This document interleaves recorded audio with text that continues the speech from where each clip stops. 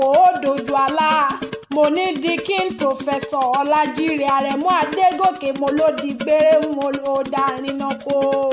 Mo láfẹ́ yín ṣùgbọ́n Jésù Olúwa wá fẹ́ yín jù bá ti fẹ́ yín lọ. Mo ní gbogbo ẹbí pátápátá ló ń ṣe léde lẹ́yìn rẹ̀. Mo láyà rẹ̀ àtàwọn ọmọ rẹ̀ mo ní gbogbo wọn pátápátá ló ń ṣe léde lẹ́yìn rẹ̀.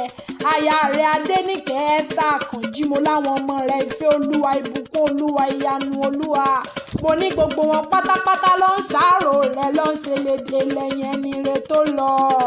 Mo ní ìdílé Bísí Adélérè lónìí máa kí gbogbo ẹbí pátápátá lónìí máa wí fún gbogbo ẹbí pé ẹ̀yin òkú á dára lágbára ṣe Èdùmàrè. Oníṣe bí dídùn nírántí olódodo.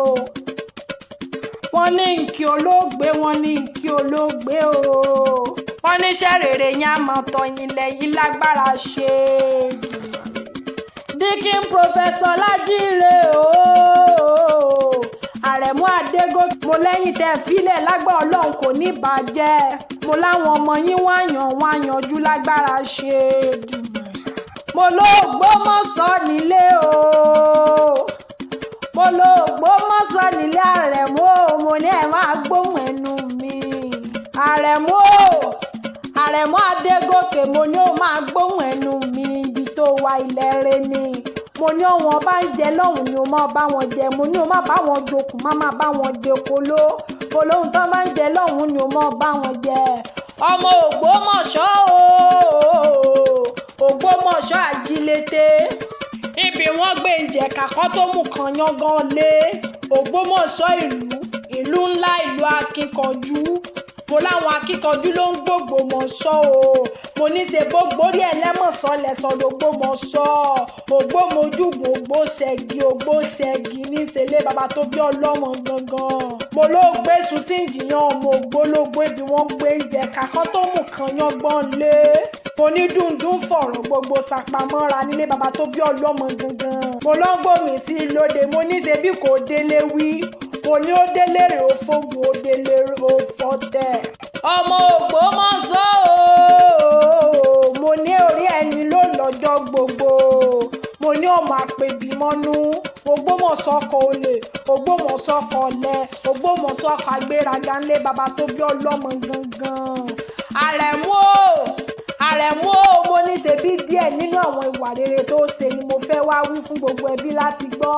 Mo ní díẹ̀ nínú ìwà rere tó ṣe ni mo fẹ́ wí fún gbogbo àgbáyé o. Mo ní bẹ́ẹ̀ ni ìgbé ayé rẹ̀ wù ni. Mo ní ìgbé ayé rẹ̀ wù ni púpọ̀. Mo ló jọ̀mọ́ ẹ̀yìn takuntakun. Mo ló sìnlúwa lọ́jọ́ ayé rẹ̀ gbogbo. Mo ní ṣe bọ́ọ̀mù ọba àwọn ọba ni ọ́. Ọmọ olúwa àwọn olúwa. Ọmọ ọba tó nílé àtẹ̀kùn rẹ̀. Ayé àtàwọn tó tẹ̀dó sínú rẹ̀. Àrẹ̀mú o. Ìgbé ayé tó lápẹ̀rẹ̀ ló gbé.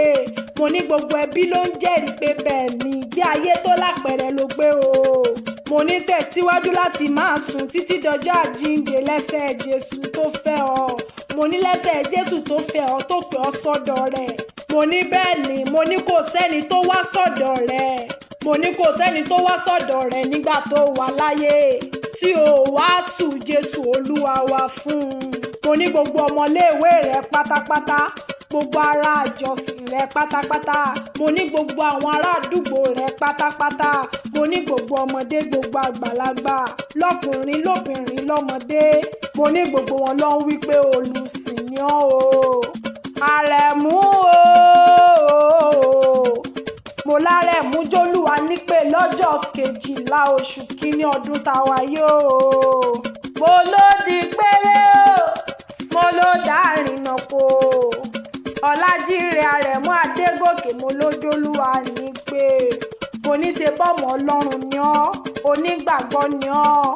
Ọmọlẹ́yìn Jésù ni ọ́. Mo lólùkọ́ni ni ọ́. Mo ní òmùnìjọmọ ẹ̀yìn ni ọ́.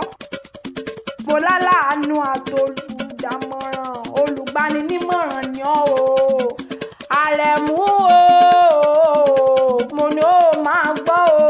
Mo ní ó máa gbọ́ iṣẹ́ rere rẹ̀ àmọ́ tán lẹ́yìn o. Mo ní ìdílé Bísí Adélérè ló ní máa wí fún gbogbo ẹbí pátápátá wípé páwọn ìran tó ń bọ̀ yóò máa ṣe léde lẹ́yìn ẹni ire tó lọ.